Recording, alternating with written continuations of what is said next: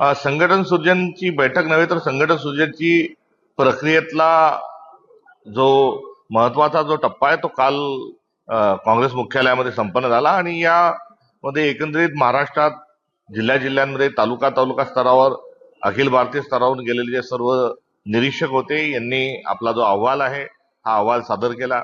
त्या जिल्ह्यामधले आमचं जे नेतृत्व आहे त्या नेतृत्वाचा एकंदरीत लेखाजोखा त्या ठिकाणी त्यांनी मांडला आणि महिला मागासवर्गीय यासोबतच ज्येष्ठ आणि प्रतिभावान आमचं जे नेतृत्व आहे या सर्वांच्या जे एकंदर सूची जी आहे ही काल सादर करण्यात आली आणि यानुसार जे सर्व ज्येष्ठ नेते आहेत आमच्या कार्यसमितीचे जे सर्व सदस्य आहेत त्यांचं आणि सर्वांचं त्या संदर्भातील ज्या काही शिफारशी होत्या, शिफारशी म्हणणं थोडंसं चुकीचं ठरेल, मात्र त्यांचे जे व्ह्यूज होते त्यांच्या ज्या संदर्भातल्या ज्या काही एकंदरीत सूचना होत्या त्या सूचना त्या ठिकाणी मांडण्यात आल्या।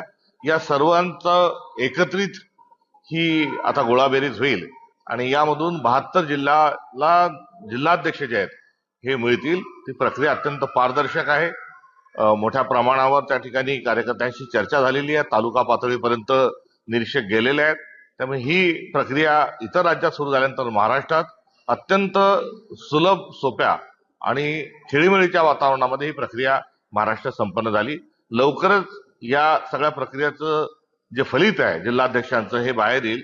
मात्र यासोबतच जे जिल्हाध्यक्ष, कारण जिल्हाध्यक्ष एकच होणार आहे, इतर जिल्हाध्यक्षांच्या समकक्ष क्षमता असणाऱ्या इतर नेतृत्वाला देखील प्रदेश काँग्रेस पातळी स्तरावर सामावून घेण्याच्या अनुषंगाने देखील काल मी प्रस्ताव दिला होता आणि त्यानुसार मला अखिल भारतीय काँग्रेस कमिटीने त्या संदर्भामध्ये दुजारा देत असताना त्यांना सामावून घेण्याच्या अनुषंगाने मला देखील प्रोत्साहित केले।